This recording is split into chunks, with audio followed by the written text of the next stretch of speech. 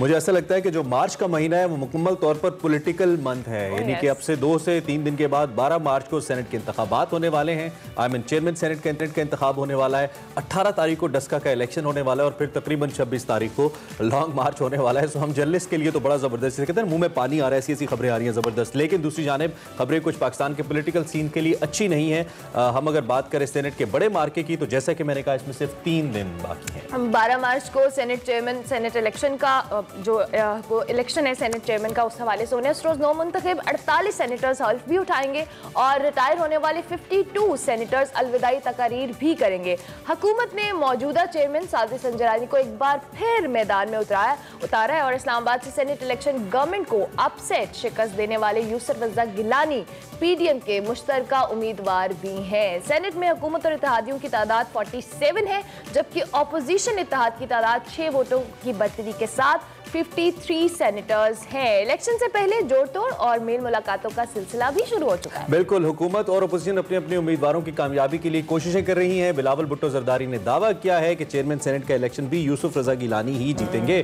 ताहम वजीर आजम इमरान खान ने सेनेट में नंबर्स कम होने के बावजूद दावा किया है कि चेयरमैन सेनेट का जो इलेक्शन है वो सादिक संजरानी जीतेंगे और पीडीएम को हर जगह नाकामी का सामना करना पड़ेगा। वजीर आजम ने यह भी कहा है कि अपोजिशन ने चेयरमैन सेनेट के इलेक्शन के लिए 20 सेनेटर्स को खरीदने की कोशिश शुरू कर दी है। दूसरी जानिब पीडीएम ने पंजाब के महाज को मुतहर्रिक किया है, वहां पे मुतहर्रिक हुई है। बिलावल भुट्टो जरदारी ने पंजाब असेंबली में अपोजिशन लीडर हमजा शहबाज से मुलाकात की है, जिसमें वज़ीर आला पंजाब के खिलाफ तहरीक अदम एतमाद समेत अहम उमूर पर तबादला ख्याल भी किया गया है। अब यहाँ पे एक चीज़ जो मुझे समझ नहीं आ रही कि इस वक्त पाकिस्तान तहरीक इंसाफ का फारूक हबीब जो हैं वो इलेक्शन कमीशन चले गए हैं कि जो यूसुफ रज़ा गिलानी की जीत है वो मतलब उसके ऊपर सवालात हैं, उस वीडियो के कंट्रोवर्शियल है।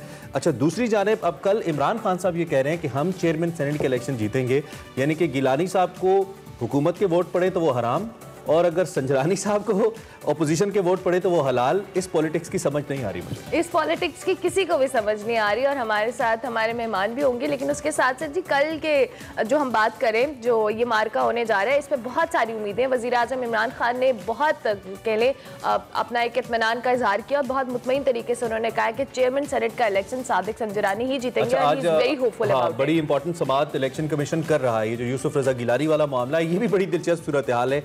एक जानिब हुकूमत कह रही है कि जी सेनेटर्स को खरीदने की कोशिश की गई है, वीडियोस मौजूद है। दूसरी जानिब हुकूमत के अपने एमएनए असलम खान साहब ये कह रहे हैं कि तो एक स्टिंग ऑपरेशन था, जिस पे बादियों नजर में ये भी है कि शायद वजीर आजम को भी इसका इल्म था और ये प्लान करके किया गया। तो प्लान करके अगर किया गया तो क्या इस विजुअल प्रूफ को जो कि प्लान करके किया गया, डेफिनेटली जिसके बाद कोई डील हुई नहीं बकौल हुकूमत के और उनके एमएनए के, तो क्या इसको इलेक्शन कमीशन मान लेगा और क्या इलेक्शन कमीशन इसमें भी यानी कि सेनेट के इलेक्शन को भी मिसाल बनाएगा डस्का इलेक्शन की? देयर इज अ डिफरेंस, एक मेंबर नेशनल असेंबली का और एक सेनेट का जिसमें नेशनल असेंबली के मेंबरान ने वोट डाला है। इसमें हुजम का बहुत बड़ा फर्क है। तो क्या इस सारे मामले के ऊपर इलेक्शन कमीशन इस जानिब आएगा? इस पे जरा बात कर लेते हैं। सदाकत साहब है हमारे? बिल्कुल, सदाकत साहब हमारे मौजूद हैं। सदाकत साहब, बहुत शुक्रिया कि आपने अर्ली इन द मॉर्निंग हमें टाइम दिया एक्सप्रेसो में। चेयरमैन सेनेट के इलेक्शन के हवाले से हम बात कर रहे थे। क्या लगता है, वजीर आजम का तो दावा है कि चेयरमैन सेनेट का इलेक्शन सादिक संजरानी जीतेंगे, क्या लगता है कि ये जो नंबर्स कम होने के बावजूद हुकूमत जो है चेयरमैन सेनेट का इलेक्शन जीत पाएगी? ये 6 वोट्स कहां से आएंगे आपके पास? बहुत शुक्रिया जी। देखिए, नंबर ज़ाहिर है हम एक जमात हैं और इस वक्त हुकूमती जमात हैं। एक दूसरा हमारा कैंडिडेट जो है उसका ज़ाहिर सेनेट में एग्जिस्टेंस है एज चेयरमैन और उनके लोगों से बहुत अच्छे ताल्लुकात भी हैं। तीसरी बात ये कि एक सूबा है बलूचिस्तान जिसका बहुत बड़ा एक ग्रुप है जो उनको एक नुमाइंदगी चाहिए सेनेट ऑफ पाकिस्तान में। ये सारी चीज़ें हैं और वफाकी हुकूमत की प्रेजेंस और उनके बाकी मामलात, तो ये 2-3 वोटों का फ़र्क है।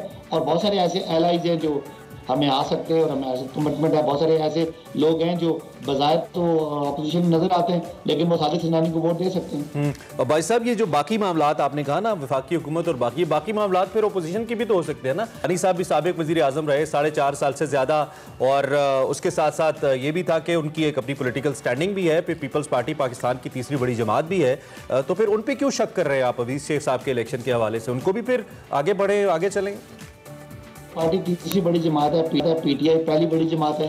सादिक संजरानी के मुकाबले में हो सकता है आज उनके यूसुफ रज़ा गिलानी के तो पेपर भी रिजेक्ट हो जाए। उनके पर बहुत बड़ा एक मॉरल एलिगेशन भी लगा हुआ है कि उनके बेटे की वीडियोस आई हैं वोट खरीदने में, और हम सब समझते हैं कि जिस तरह वो इलेक्शन जीते हैं वो इतना ड्यूबियस है कि उनकी तो जो बतौर सेनेटर भी उनकी बहुत चांसेस हैं कि वो डिस्क्वालीफाई हो जाए। तो ये सारी बातें हैं और अभी मुकाबला है, कैंपेन है और जाहिर है कि ये कैंपेन कोई हुकूमत के पास बहुत सारी और ऐसे ताकत होती है पॉलिटिकल, जो जाहिर है लोगों को हम आइंदा आने वाले वक्तों के लिए लोगों को पीटीआई से एक एफिलिएशन करने का फ़ायदा होगा कि एक जमात है जो चारों सूबों में है। बाकी अगर पीपल्स पार्टी है या नून है तो उनका तो कोई कैंडिडेट, कोई उम्मीदवार एक भी जीता हुआ नहीं है उनका बलोचिस्तान में। तो बलोचिस्तान में एग्जिस्टेंस पीटीआई की है, बलोचिस्तान में हमारी सूबाई हुकूमत भी है, उसका भी ज़ाहिर इन्फ्लुएंस होता है। तो हम सारा सियासी जो एक इसमें भाई साहब एक बात मुझे ये भी बताइए, क्लियर कीजिए कि ये जो खरीदो फरोख्त हुई है जिसकी जानिब वज़ीर आज़म भी कहते रहे हैं, आपके वज़रा हुकूमत के कह रहे हैं कि 3-4 अरब रुपए तकरीबन गिलानी साहब ने लगा दिए, तो ये सिर्फ खरीदो फरोख्त एक गिलानी साहब की सीट पर हुई है या जहाँ आपके सेनेटर जीते हैं वहाँ पर भी हुई है? यानी कि जहाँ आपके जीते हैं वो ठीक है, सिर्फ इधर हुई है, ये आपका मौक़िफ़ है?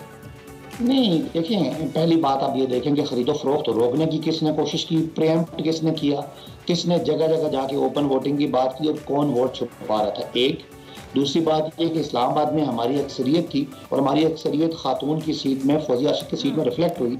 आपने देखा वो सीट हम जीत गए, लेकिन उसी के साथ जो दूसरी सीट थी वो आदमी जिसका बेटा आपको जगह जगह पैसे बांटता हुआ नजर आया, उसकी वीडियो आई, उसके प्रूफ आए, वो बंदा जीत जाए तो मेरा ख्याल है किसी और की जरूरत नहीं। अगर कोई पीटीआई किसी पे भी इल्जाम लगता है और किसी के पास कोई सबूत है तो बिल्कुल पीटीआई के भी उस उम्मीदवार को या उस सेनेटर को आप डायरेक्ट टारगेट कर सकते हैं। ये तो इल्जाम भी है, उसकी कोशिशें भी है, उनका माजी भी है और उनका एक ट्रैक रिकॉर्ड है कि वो बहुत सारे पहले इल्जाम में रहे हैं, हार चोरी में रहे हैं, करप्शन में रहे हैं, नौकरियां बेचते रहे, ये सारी बातें हैं। और जो उनका और हम तो बहुत पहले से वज़ीर आज़म और हम शोर कर रहे थे। अभी बात कर रहे थे खरीदो फरोख्त के हवाले से, तो शेख रशीद साहब ने दावा किया है कि वज़ीर आज़म को 12 से 13 अरकान जो बिके उनके नाम पता है, तो वज़ीर आज़म उनके खिलाफ कार्रवाई कब करेंगे?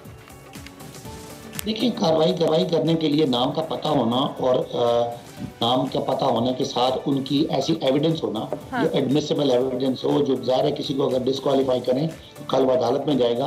तो क्या हमारे पास कोई ऐसा सबूत है? इसीलिए हम कहते थे कि इलेक्शन कमीशन कोई वोट पे कोई ट्रैकिंग रखे, कोई बार कोड रखे, कोई सीरियल नंबर रखे, ताकि हम उसको विद ऑथेंटिसिटी साबित करके उनको डिस्क्वालीफाई कराएं। या उनको अभी अगर कोई मेरे पे इल्ज़ाम लगा दे तो मेरे पास क्या सबूत है? मैं अपने आप को कैसे बचाऊं कि मैंने तो वोट नहीं बेचा, या किसी पे जिसने वोट बेचा वो कहे कि वो अगर कहे कि मैंने नहीं बेचा तो हम उसको कैसे ठीक है कर सकते हैं? अब भाई साहब ये बताइए, ठीक है, अब ये बताइए कि जो सारी सियासी गहमा गहमी है, वैसे तो ये शुगर लगा रहना चाहिए क्योंकि ये शुगर लगा हुआ है तो हम भी बैठे हुए हैं और सारा सिलसिला चल रहा है, लेकिन दूसरी जानिब इसका पाकिस्तान की इकोनॉमी के ऊपर आपको पता है कि अच्छा असर नहीं पड़ता, इन्वेस्टर भाग जाता है। कल भी हमारी स्टॉक एक्सचेंज ने 1 ट्रिलियन से ज़्यादा हमने सुना है कि ट्रांजेक्शंस डिस्टर्ब हुई उस वजह से। तो इस सारी सूरत हाल को लेकर आगे डस्का का इलेक्शन भी है, फिर लॉन्ग मार्च भी है, ये सूरत हाल सेटल कब तक होगी? कोई ऐसी पॉलिसी, कोई ऐसी हिकमत अमली भी है आपकी कि आप सुकून हो जाए, ज़रा इकोनॉमी पे तवज्जो दे लें, सब कुछ सही चले? ऐसा है कुछ? इदारे अपनी अपनी जगह पे रह के काम करें?